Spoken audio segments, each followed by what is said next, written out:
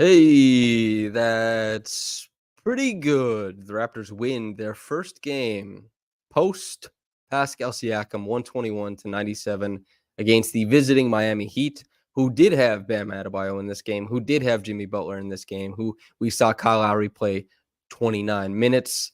Welcome back to Toronto. He did a fancy little jig while they were introducing him. Super fun game. We had RJ Barrett popping off as a scorer for what feels like, I don't know, the 7th time in 9 games or the 8th time in 10 games. Scotty, quiet game before really turning things on in the fourth quarter. I think he went 4 or 5 in the fourth quarter with 5 assists. Pretty nuts finish for him. A bit out of sorts as far as like what happened the rest of the game, but really came on strong. IQ started out the game immediately scoring 10 points, had a whole like healthy heaping of assists in this game. Gary Trent Jr. finishes with I think he went 8 of 9 from downtown, 28 points. Darko Stan says, crashing on Blake's couch again. Yes, sir. So we might see Brody. I don't think Blake's hopping on. But yeah, and Sung Jin Woo says first bucket by JFL. Yeah, on the putback. A bunch of different guys step into this game, provide a good level of basketball. And the Raptors take like a pretty hapless Heat team. Bam was like really passive to start. The defense, they didn't seem ready for like the Raptors attacking from a whole bunch of different angles. Emmanuel quickly, I thought, was awesome, especially like setting the tone offensively. RJ was just punching dudes in the mouth. Grady Dick has his best stretch of basketball play since the Philly game, which was like very early on in the season. That's a game they lost. The Dick era begins now. I think like a lot of really great performances. And on top of that, like this isn't necessarily something they'll replicate every night. There was after the first, stretch of games with spicy barbecue. Now perhaps it's just barbecue, right? The Raptors were playing good basketball. They were winning a bunch of games. You look at this game and you see that it is now the Raptors set their season record for their 3-point percentage and 3-pointers made in a game. I don't know if they'll be able to replicate that always. In fact, obviously they won't, but there's a bunch of stuff that they're able to work off of here. You look at Jonte Porter, who I thought he did great in his matchup against Bam Adebayo. I thought that Thad Young did great in his matchup against Bam Adebayo. I thought that the Raptors played defensively. The Heat, they missed a lot of open threes, but they were connected on defense. They were attacking from a bunch of different places on offense. And you look and you say like, hey, maybe this is, Bruce Brown can fit into this. We don't know exactly what they're trying to achieve for the rest of the season. I think they're currently in the 7th position, so they would have a larger percentage chance than not to lose their pick for it to convey to San Antonio this year. They have picks coming, 2 of them for this season from Indiana. I don't know what this team wants to achieve the rest of the season. I don't know if they just want to play the best basketball they can, but they've got a great coach in Darko. They've got a star of the future and a star of the now in Scotty Barnes. They've got players who fit well alongside him, and they're going to try and make things happen. I think that they have a chance to have a decent run here. They have a chance to play some good basketball, and I don't know exactly what it'll end up being, but I really, really enjoyed this game. And also, like, for Darko, this was a super emotional night for him, or day for him. He shed tears at the press conferences. Even after the game, after they won, he came into the room emotional. And, he was asked, like, how do you channel that emotion? What do you say to the guys? And he just said he told his players that he loved them. And he also mentioned that Dejan, his friend. Now, I went searching for this because he said first play, but then he said ATO. And so after timeout is what that means. And then I asked Scotty about it, but he said he got a play from his friend who had passed away today, the assistant coach of the Warriors, Dejan. And they used that and they scored on it. And so I poked around and I thought I found the play. I think I found the play. But that is a cool thing about basketball legacy. And that's the cool thing about, like, for example, a lot of people talk about Kobe, for example. There's a reverence when they talk about what they learned from him and how they input his stylings into their own game. And he lives on through that. And Dejan can live on through this. And, your imprint on the game is, the people you affected and the people you share it with. Basketball can be very much like a community in that way. And Darko got a really great performance out of his guys tonight. The players gave it back to him. And I think that's a nice special thing that they can enjoy on what was no doubt like a super, super tough day for him. You know, you feel really bad for him when he walks into the room. It's hard to even ask him about basketball, to be quite honest. You know, Koko says legacy is always the measure of a life. It certainly is. It doesn't have to be these big legacies, but you are the imprint you leave on the people around you. You know, we're all community. One is everybody. Not necessarily in like, we're all connected, brother, type of way, but you get what I'm saying. Good basketball play tonight. They're not going to shoot that well all the time, but they shared the ball, 23 assists in the first half. They come away with 34 at the end of the game. Grady Dick comes in. He plays like 3 minutes. He gets 3 assists in that stretch. You know, a little dump off pass as Dennis is shaping up to his drive. You know, a nice pass to Gary. He had and the pass he made in transition. He cashes both his triples. That's nice, man. He's plus 14 in like 11 and a half minutes. Even the guy who hasn't been able to get a solid stretch of NBA play got one in this game. And I didn't close the book on Grady. I'm a Grady believer, but it's nice to get a little return on something there when you've been trying to identify the good parts of his game. You say, when is this going to come around? It's nice to see. Solstice 99 says it was the first play of the game. They didn't run a play on the first play of the game. Scotty got the rebound, or I can't remember if he got the rebound, but he pushed in transition and collapsed the defense. RJ and Jonte both cut at the same time. It was completely improvisational. I don't know if they planned to run something, but they didn't run a play. Scotty just drove before they set anything up, collapsed the defense, and then Jonte cut middle. He passed to Jonte. Jonte surveyed as Gary lifted from the corner, hit Gary. Gary made a 3.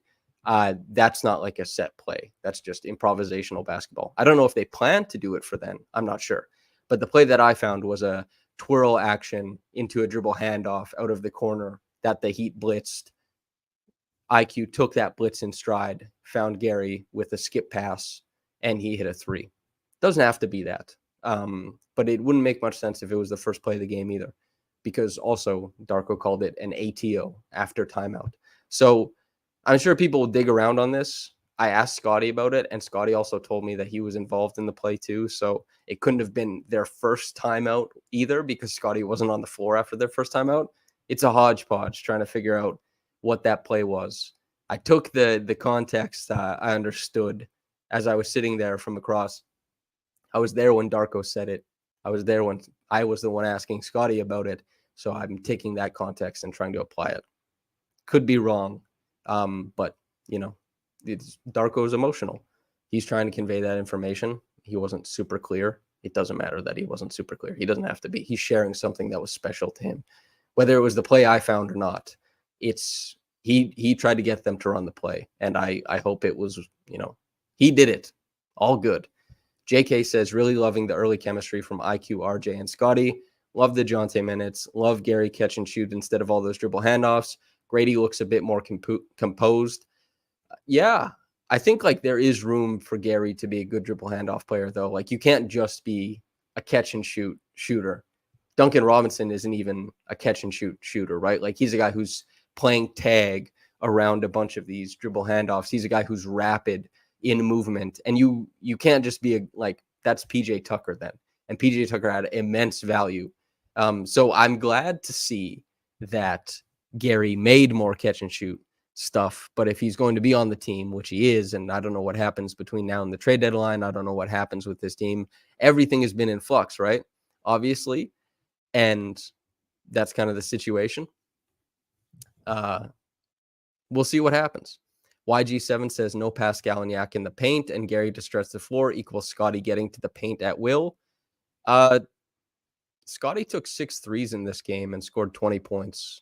You know, I know everybody wants to get their takes off, but we can all let a sample size develop where you can actually see what Scotty's doing differently. Scotty did make a few like contested hooks against like Bam Adebayo and other players in the fourth quarter, shooting 4 or 5, but he also made like a spinning mid-range jumper. And he also I think he had like 2 straight line drives.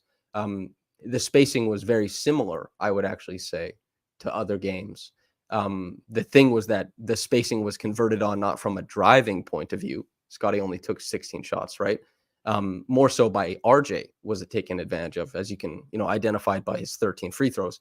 The spacing was just rewarded by the shooters, like Gary going 8 of 9 from 3, quickly hitting 3 threes, Dennis hitting 3 threes, Jonte hitting 2 threes, right? So I don't think that there's a correlation between Scotty making the contested hook shots that he's always made in the fourth quarter, kind of bouncing into the lane, taking a guy on his hip, and the 5 assists. I think that that's just like a representation of what he's always done. And then, YG7 says in the fourth, he got a paint and found shooters. That's because defenses collapsed. And that's not necessarily spacing as in he's driving all the time. That's spacing shrinking and shooters having to reward that spacing, right? So, and I don't think that's a Jakob or Pascal thing. Certainly Gary shooting it better rewards that, but I don't know why everybody wants like a 1-game sample to be the definition, because I don't know. I watch these guys play like a whole bunch, and I don't think that there's a collinearity between those two things. But it's Scotty's team. And, he was asked about this after the game, not by myself, but he was asked about, it being his team. And he said, well, I think it has been. And he's right. And Pascal didn't hurt Scotty's points per possession. Pascal didn't hurt Scotty's offense.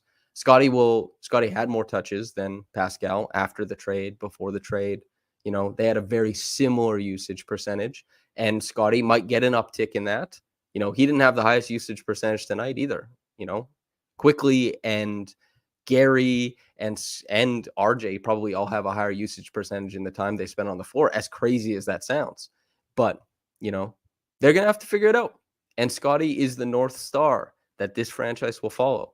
It's really impressive to me that in a game where he was having a tough time kind of inputting himself on offense for a large part of this game, and still was kind of waiting in and out, had a few uncharacteristic turnovers, had like 1 or 2 rebounds until halfway through the third quarter, right? Only had 2 assists or 3 assists. Then in the fourth quarter, he's like, okay, we're going to run some plays, some ghosted pick and rolls, some empty side stuff. We're going to flatten it out. I'm going to figure it out. Star quality stuff. And he did. Credit to him. He really did. He did a fantastic job getting downhill, collapsing the defense, finding the shooters. And then when the defense didn't collapse and he was going slower, getting to his spot, going back to the basket, going shoulder to a guy's chest, creating that space, hitting his version of a sky hook, whatever you want to call it, that he's always been so good at. It's Joshua Clements says big man ting. Yeah. Like he did a fantastic job. Darko Stan says he hunted Duncan Robinson mercilessly. He passed out of the one. I was watching it on the gondola with Blake. I was watching on the gondola with Blake, and we were like, wow, I can't believe you didn't take Duncan on that one. But Duncan, because this is what happens, right? Duncan is on that island. He sees Duncan on the island. I can't remember who the defender was, but they start creeping up because they're like, Duncan's on the island. And so he creeps up. Scotty still sees that passing lane to RJ in the corner. And then so just boom, passes to RJ. RJ's already making a stampede cut into it, gets baseline, makes a pass. They end up getting, a bucket. It just like, even if he's not hunting Duncan Robinson, the threat of him beginning the hunt creates a defensive response. I thought he was magnificent to close this game out. Super impressed, because he was like going through the motions for a large part of this game. So this is one of the most impressive things about Scotty. And the thing that, kind of entrances people and intrigues people endlessly about Scotty is that like he can just have these quarters a lot of times in the fourth, right? Especially the first half of the fourth quarter, just like brutalizing dudes, getting downhill, making contested shots. His touch is insane. Having that, and he can do like 2.5 quarters of statistical work in like a 6-minute stretch. That's something he's always been able to do. And people are like, I wonder what happens when he does that for like not half a quarter or a quarter, but when like it's go time all game. I'm not exactly sure. Not everyone has go time all game. Even Pascal Siakam was like mostly, a third. The third quarter was always a big quarter for Pascal, right? And part of that is that Pascal would always play most of the third quarter, most of the first quarter. He was only playing half of the fourth quarter. And to have, Scotty 9 points, 5 assists, 3 rebounds, 1 steal. In the fourth quarter, that's pretty good. Antoine Rose says RJ was the best player tonight. RJ didn't factor much into the fourth quarter, but I do agree that RJ was the best player in this game. He was incredible. Obviously, like, you look at RJ at the end of this game, 26 points, 8 rebounds, 3 assists. He left 6 points on the free throw line. He's not going to do that every time. But he just doesn't get that much of the ball. But when he gets it, he knows exactly what he wants to do. He sees a defense shifted, or even if it isn't, it's always in an instant. He's at the rim, and he's done a really good job of noticing when the help is coming, when he can dribble out of it, or when he has to pass out of it, knowing, or when it's a stunt. He's been fantastic at reading stunts. Like, is a guy actually taking that step into the lane, or are they taking that step in before shooting back out? Are they stunting it? Stunts can get a lot of guys to kill their dribble, to stop their drive. His success rate on understanding, like, you're not actually going to meet me in the lane, I'm going to get all the way in, has been fantastic so far. And even when guys do make that full rotation over, I think he's done a fantastic job of playmaking. 3 assists tonight, I think, kind of undersells his overall court vision and his decision making. Joshua Clements says his reads on his catch and goes have been kind of nuts. The efficiency is crazy. That's absolutely correct. Another game where he goes north of 20 points, another game where he shoots over 60% from the field, and another game where it isn't dependent on him cashing triples, because that was what a lot of people were worried about. I wrote a piece a few games in and said, this seems like it's here to stay, because while he is shooting good from 3, the success isn't necessarily coming from there. He's hitting catch and shoot stuff, whatever. That comes and goes. His driving game has been remarkable, unbelievable. And I come away from every game being more and more impressed with him. Andre says he thinks, RJ is the best driver right now on the team. That's correct. RJ, the pressure he puts on the rim repeatedly, gratuitously, other teams must feel like they're under assault. So consistently, too. He's done it now against good teams, against bad teams, against compromised defenses, doing it from the weak side, doing it from the strong side. He's done it flattened out. He's just taken like pinch post actions. He's done it on stampede cuts, catch and goes. He's done it in isolation. He's just feasting at the rim. Really, really impressive. Jet asked this question twice. I'll answer it right now. Hey, Samson, why did they waive Koko despite the illness? Isn't he a smart starting caliber big? Okay, so we'll talk about the Koko stuff right now, because Christian Koko did get waived. I'll say firstly, he isn't a starting caliber big. He wasn't, but Christian is a guy who I covered quite closely. One of my most famous pieces was when Christian and I did film work together about his pick and roll defense, which I thought was great. When I talked to him at Summer League, he was missing Summer League, but it didn't seem like he was going to miss anything else. The information on his injury is not like an injury, it's medical. So it's his business. He doesn't have to share it. The Raptors don't have to share it, so they don't. That's private. That's up to him. And so he has a lot of promise as an NBA player still, of course. It will be tough to take this break. It will be tough to like ramp up again if he does.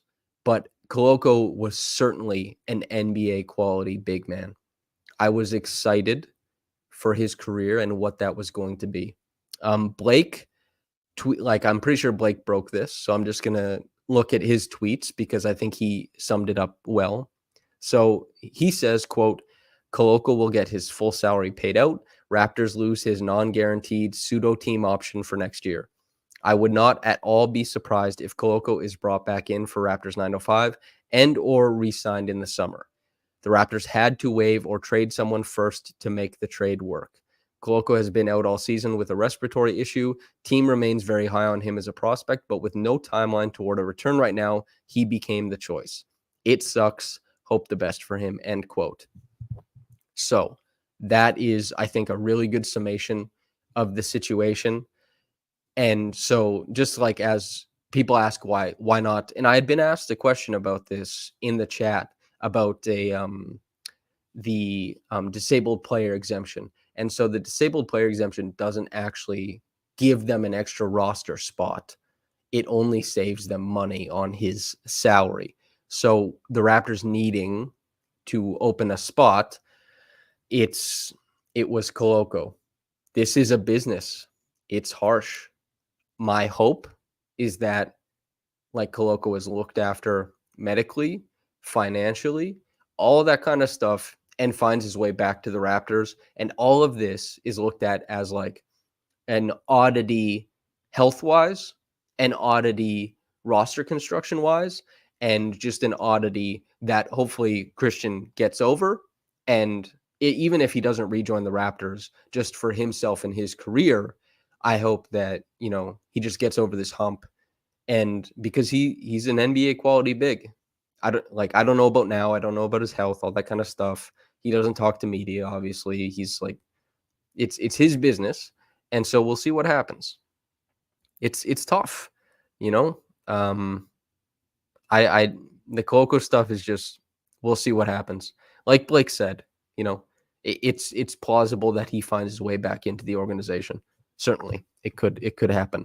And if he gets back to where he was and can even improve past that, there's spots in the NBA for him without a doubt. Too much size, too much intuition as the low man, too much length, really quick feet at his size. He had trouble finishing as a big man in the NBA. He did, but something I really liked about him was like he was so good at tracking steps as the low man. Really impressive. Very, very, like he did his work early as a defender. This was something I talked to him about, when we were watching film together, doing the work early, recognizing what the other team is trying to do, really getting to your spot that you have to fit in a team concept, and then letting your length do the work on some of these plays. He was really good at that and super quick feet at his position. And he was a pretty good screener despite not being a hefty guy. He really he hung in as a screener. He worked on his screen craft at the NBA level, and you could see that guys appreciated that he was sticking them for them. I like Christian a lot. I hope the best for him. As far as like Bruce Brown, Jordan Nwora, Kira Lewis, all those guys joining this team, I don't really know. Caitlin Cooper and I did a podcast today. If anybody's really interested in getting like the Bruce Brown opinion from her, because she's the world's best basketball analyst, to be quite honest with you. So what she says on a player is extremely important and extremely insightful. You can go listen to what we said about Bruce Brown or Jordan Nwora. Brown, I think, is like a super big utility player. I think that there's a lot of things he can fit into, offense-wise with what the Raptors want to do, especially if like RJ keeps being a passable shooter. Some of the spacing should maintain. The fit with Pirtle might be a little bit clunky from the Bruce Brown point of view. So I think it makes, even though he'll be the second highest paid player on the roster, I think it'll make sense to bring him off the bench and play him in a lot of the lineups where, you try and get him with Pirtle off the floor, just because he's such a unique player operating on the inside of the arc that you want to give him, room to work off of guys like IQ and Scotty and RJ, and to do so in kind of that free roam role that he would play in. And defensively, I think he could give them a lot of different looks at the point of attack. If he is in the starting lineup going forward, I expect it will be because they want more point of attack juice, and Bruce Brown can give that. Not really, I guess we'll see. But it's really tough to say. Jet asks, says, thanks, Samson. Should we sign Jalen Harris? He's been balling out. They're not going to sign Jalen Harris. Sorry. But I mean, I hope Jalen Harris has like a wonderful basketball career, but he's not going to be signed to the Raptors soon at any point. Flowery and DeRosa says Nwora, 38% career 3-point shooter. Yeah, he's also, Caitlin talked about a specific chin ball screen play that the Pacers ran for him. That play precipitated him setting the franchise record for most points in a quarter for the Pacers, which Tyrese Haliburton ended up tying this season. But as far as like Nwora, there was a specific play that the Pacers would run that they knew he would make good reads out of, that he could hit a lot of shots out of. He is a microwave scorer. If the Raptors are looking for that, he has a little bit more size than some of their microwave guys. He is, if he's hot, he can provide a bunch of punch to the offense, and he can give you like a lot of stuff there. But he's been pretty inconsistent, and it hasn't been the easiest thing for him to like always provide impact at the NBA level, even as a talented scorer at times. I really don't know. And Kira Lewis, I thought when he was coming out of the draft, if anybody wants to go, listen back to old draft stuff, you maybe could find like 15, 20 minutes of conversation on him. But one guy who now works in the NBA as a professional scout, he really liked Kira Lewis. And, he had mentioned that he needs to learn to play at a couple different speeds, and that, there's like some skill development stuff that had to happen. And that I think that stuff has lagged behind. He's had a weird start to his career. He really has to be able to separate himself from a guy who can dominate a G League game and into a guy who can, exist and do well working in the NBA game. And, it's really tough to be a guard at the NBA level. That was the question. Oh God, I loved Eric Spoelstra's answer to the question when I was talking to him today. And I asked him about using that extra dribble as a guard, and cited how Jimmy is really good at using the extra dribble, controlling the middle of the court, going downhill, how Kyle is really good at using that extra dribble, controlling the middle of the court, going downhill. And, Eric was smiling while he was talking about it because, it's like a fun thing. But he talked about how the earlier you make your decision, the more time like the defense has to react to it, right? And he talked about how Kyle Lowry has like this fantastic late decision making that completely busts and breaks defense. And he said he hated coaching against it, and now he loves coaching with it.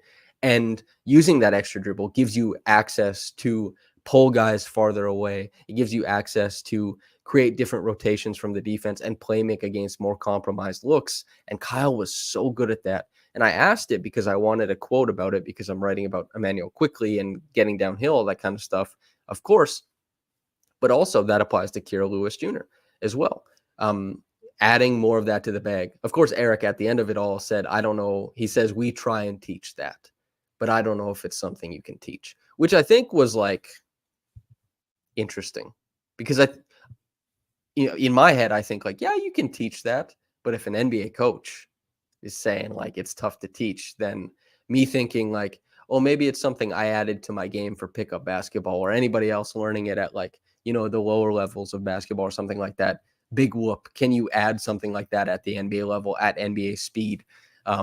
He's probably right. It's probably really tough to add, but he did mention like, you pick that ball up early, you can get swallowed up by the NBA defenses. So yeah, awesome quote from Eric. Just like awesome insights there. And I hope that Kira can add something like that, and IQ as well. I think it would be huge for both of their games. Jet says, one last question, Samson. Do you think the Raps will flip the picks and some players for DeJounte Murray? He'd be a good fit. DeJounte, the sense that I got, the whispers, all that kind of stuff, was that DeJounte was very opposed to playing in Toronto back in the summer when packages around Pascal Siakam were being discussed. I don't think DeJounte is coming north of the border. And I don't know why the Raptors would flip the picks for him. I don't know what the Raptors plan to do with their picks. They're going to be, all of them like back end of the first round, probably between 20 and like 27, all three that they end up getting. I guess it depends on how good the Pacers are this year, but there'll be a back end of the 20s one this year. I presume the Pacers will probably be pretty decent in 2026, probably top 10. So I don't know what they'll be able to like exchange those picks for. I don't know if they're planning on using those picks as a big pivot point for the franchise this summer, for example, being able to select multiple different skill sets in the draft that pair well with Scotty going forward, or if they want to exchange that for a guy who's maybe more proven or something like that. It's tough to say, but DeJounte, I risk looking like an idiot if it does happen, but I'm going to say a hard no based on information and then just looking at it, reading tea leaves from the outside. That's what I wonder about. Nesta says, do you think this move signals a play-in push, or do they try to keep their pick? This doesn't signal a play-in push to me. I don't even think they know exactly, right? They if they trade it, like if they want to make a play-in push, I think the brass of the Raptors front office would have thought that you make that play-in push with Pascal. Now, if they're better without Pascal than they were with him, like cool, great. But that's probably not the way that the franchise viewed things happening, even because basketball can happen, right? You never know. Players can play well, guys can fit, all that kind of stuff. But does this signal a push to the plan? I don't think so. And do they try to keep their pick? I mean, there's a big swath of like not keeping the pick and playing, because it is top 6 protected. And even if they are 6th, I think they only have by the lottery numbers, only a 45% chance of they only have a 45% chance of keeping it, and they just won't get into the top 5. All the top 5 worst teams in the NBA are so bad. They're really, really bad. So the Raptors aren't getting into the top 5 worst teams. They maybe could get 6th, but they'd have to be really bad still. And I guess we'll see. I would love if they made the play-in. I really like Pascal Siakam. I love covering Pascal. I've been a huge fan of his game. I am not like, Pascal's gone. I hope this team is no good. If they all of a sudden are better without Pascal than they were with him, I'm overjoyed. I go to that arena. I watch all the games. I talk about all the games. I'll tell you what, I like watching good basketball. I like watching a winning team way more than the opposite. If they make a run at the play-in, I'm going to be impressed with these guys, and I'm going to be overjoyed to cover some of those games. That would be awesome. Now, I don't know how good their chances are. They had their best three-point shooting game of the season in this game, and they played a really underwhelming version of the Heat. The Heat were just feckless. They didn't bring it in this game. So, yeah, we'll see. Jet says, hey, Samson, how about the pass the rock around play tonight in the second quarter? Gorgeous. Darko can finally implement 0.5 offense. I disagree, you guys. The Raptors were 3rd in passes per game. They had a boatload of assists every single game. They finished with 34 tonight, right? Like, that's not far off what they average every game. They just hit more threes. If you hit threes, because most threes are assisted, because most guys aren't just like walking up and banging triples. If you hit threes, you get more assists. The Raptors had a couple plays, and specifically the one where they made I think 9 passes on one possession that ended up with Gary hitting a triple out of the corner. That was awesome. But this Raptors team, they hit more shots tonight. A guy like Gary goes 8 for 9. If he goes 4 for 9, which is still fantastic, it's 29 assists, right? And then that's less than what they average. So I know people want to attach new words and new ideas, but they were playing motion offense the same way that they have recently. The Raptors have been one of the best offenses in the NBA over the past month and a half almost. They passed the hell out of the ball before Pascal got traded. They passed the hell out of the ball before OG got traded. They had a boatload of assists before, when both those guys were on the roster. They'll have a boatload of assists afterwards. They run a ton of motion offense. They run a ton of good stuff. They've found a really good groove with occupying the weak side. A guy like RJ coming in and pressuring the rim and making really good reads out of it. Scotty obviously is going to create a bunch of stuff. Emmanuel quickly almost had a triple-double in this game, and he's just moving the ball and pushing. It's, JK says Pascal's not a ball stopper, going to miss the dude. Pascal had less touches than Dennis, than IQ, than Scotty, and a similar amount of touches to RJ.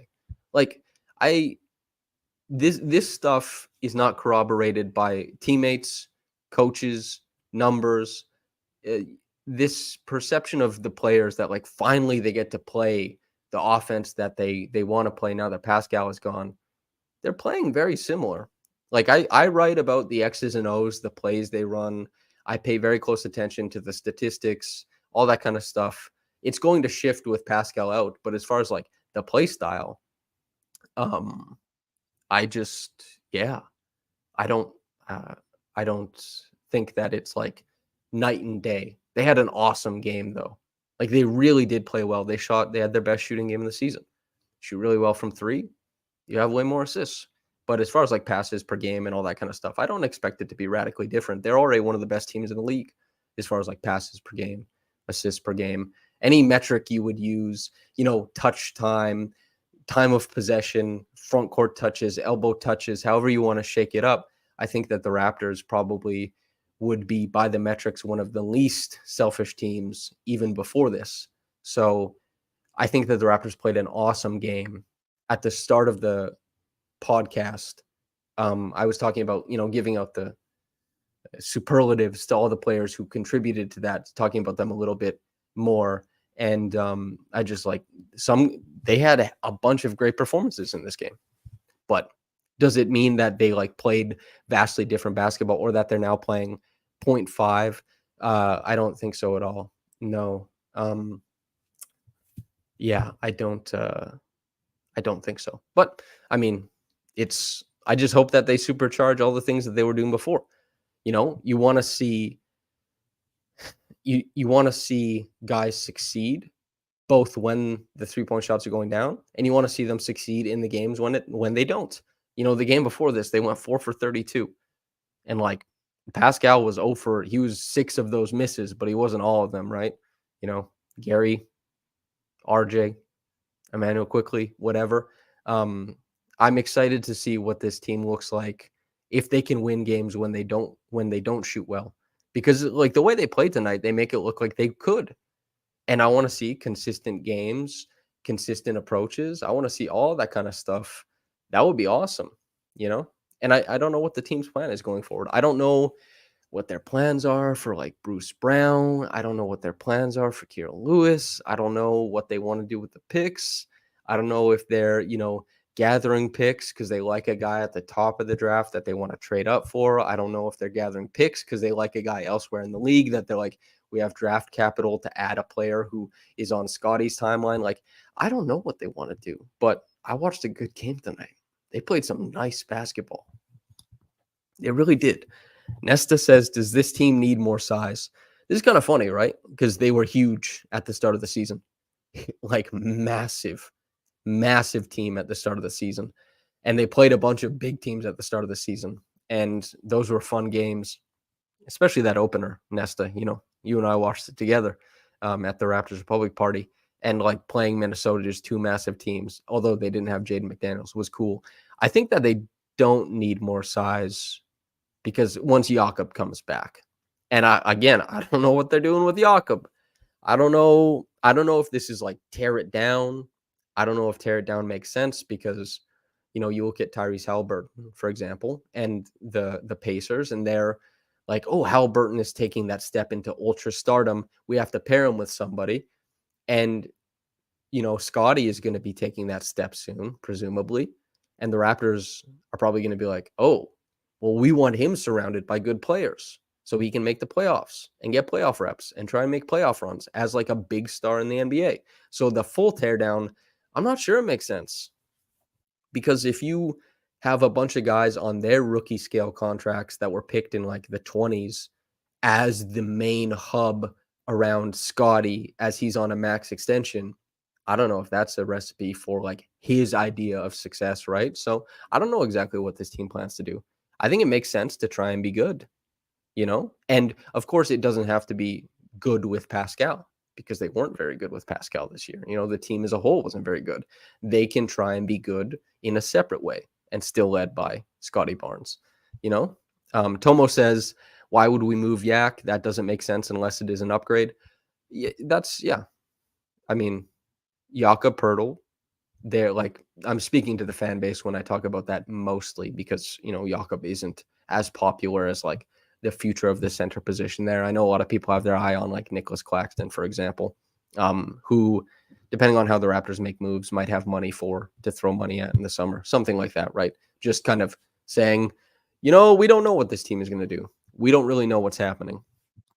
So yeah, that's kind of the whole situation, I guess. But yeah, awesome game. Really happy to watch that one. Excited to see how they play against the Bulls. Excited to talk to Masai.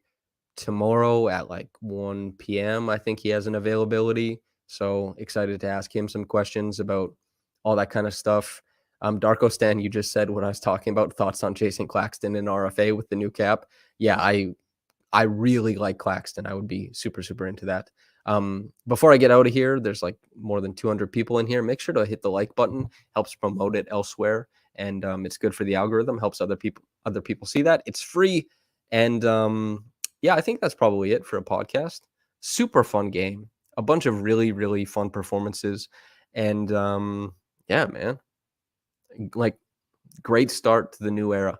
You got a bunch of great performances from like the back end of the bench to the guys who are starting. Nesta says, "Can you ask Masai about if selfish basketball is still here?" Oh God, yeah, I won't be asking that question because that's like a meme at this point. I want to ask him something a little bit more constructive, probably. Um, 888 MJL says Dennis has been great for us. Why would we trade him? This is regarding for audio listeners, the conversation going on in chat.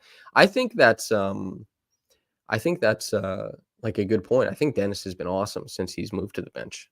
I don't think he's been a problem at all. I think that the two guard lineups have been a really unique look with Dennis and with Emmanuel quickly. And I think Dennis, like for what he's getting paid, I think is like been well on. Like he's been good. I have no complaints about Dennis over the past however long. Like, and even earlier on in the season, I know people probably who watched this thought I was light on criticism of Dennis, but I was like, Dennis is playing his role. He's being asked to take a lot of these possessions on. It's too much for my liking, but it's not because he's selfish. It's not because he's like, this is my team, as poorly as that quote was aggregated by like NBA Central or whatever the hell it is. I think Dennis has been like truly awesome. And I think Dennis helps facilitate offense for a number of players on the roster. And I think he provides them with like point of attack juice that they never, ever, that they don't have a bunch of looks at currently right now. Koko says, I never want to hear about selfish basketball again. Hope to hear your more diplomatic questions be answered well. End quote. Yeah, I hope so too. And yeah, I detested the selfish basketball commentary because it allows people to validate their dramatic reality television wants about how they view basketball. Like you just get to start pretending that like the guy I'm watching on TV is a bad, selfish guy. And, when Masai uses words like that kind of carelessly, it gives license to people to talk about players in a way that I think is like unbecoming. And so, yeah, that's kind of how I feel about that. Mike says, where are all the Pascal stands?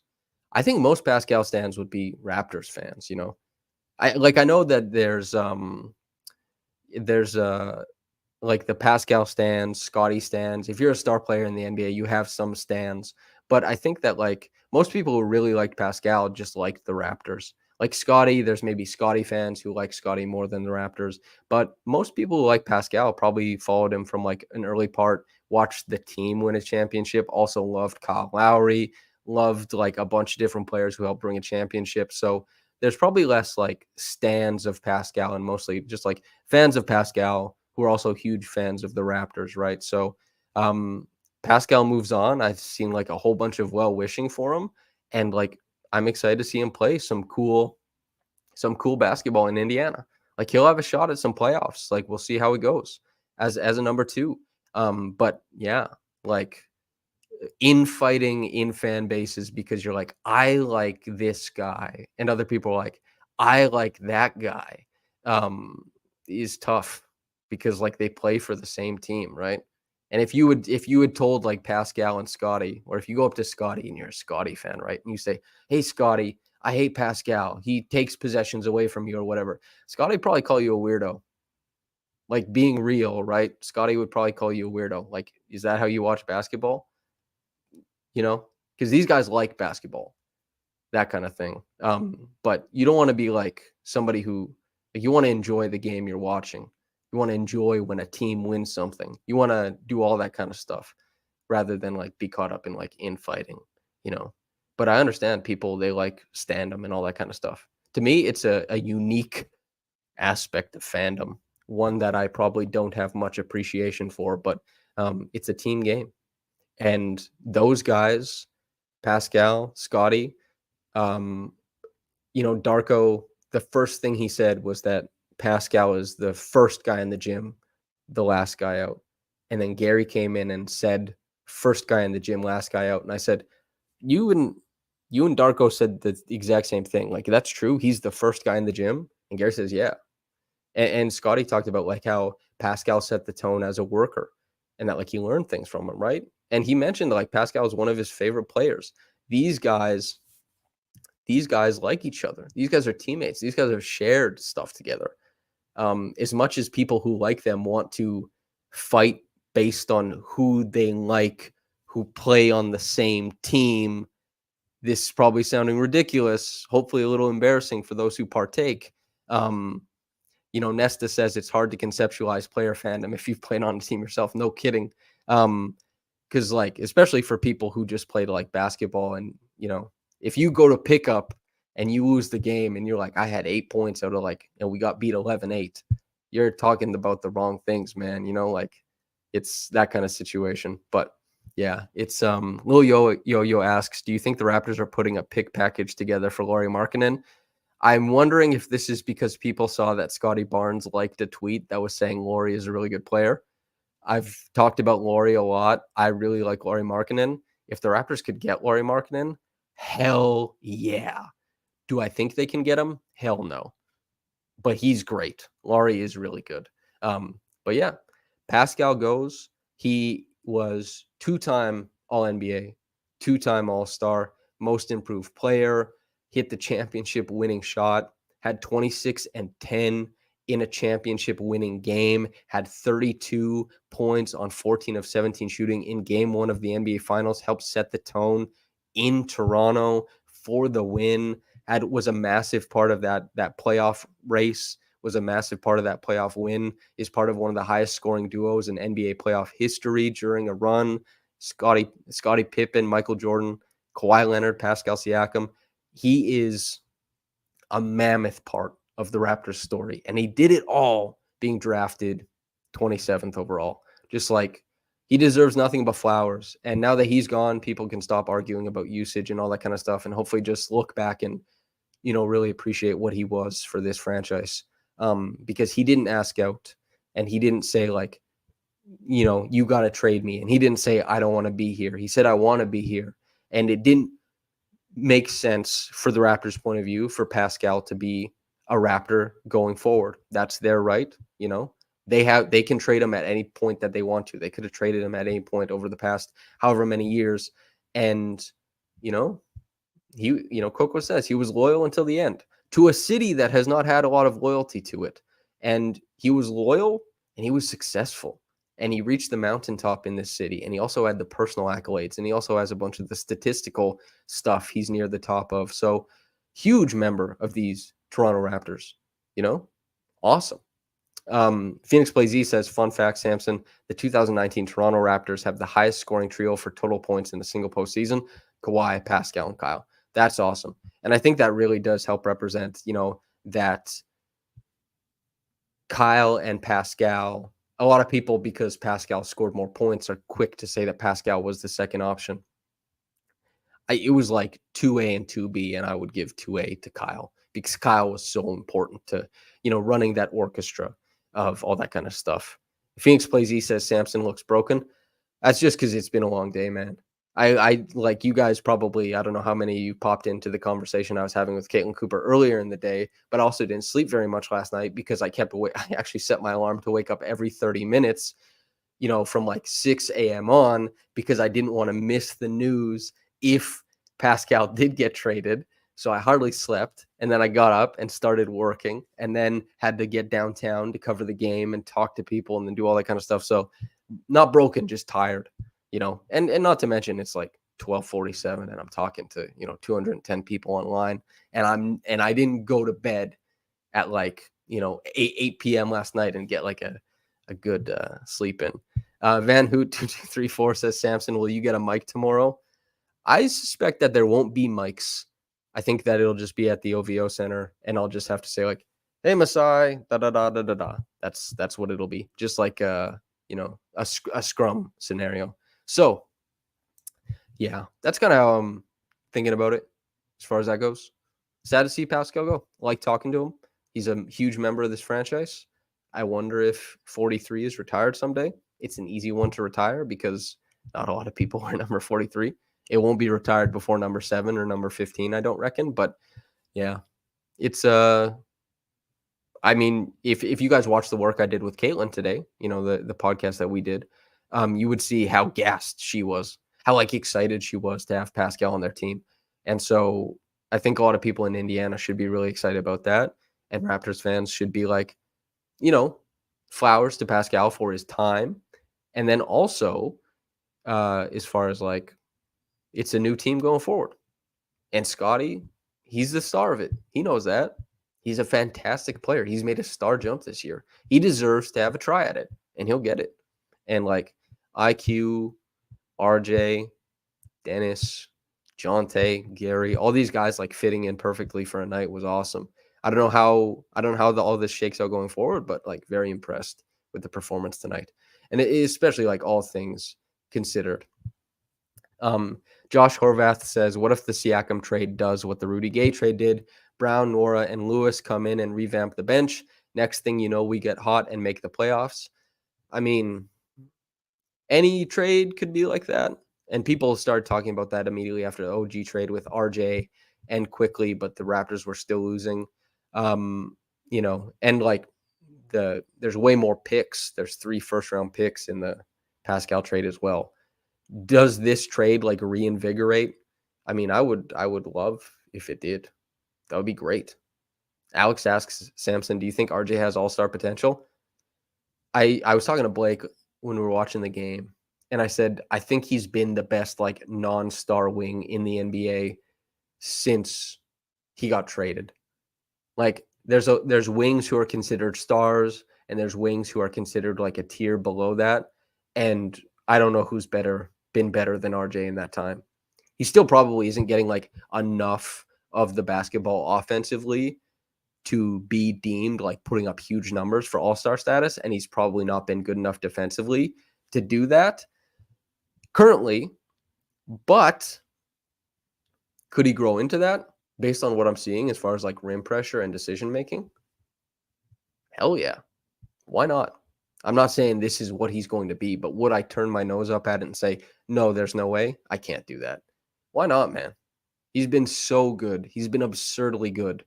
Let people dream on, stardom. Tomo says his defense is so bad. He's had some tough games. Yeah.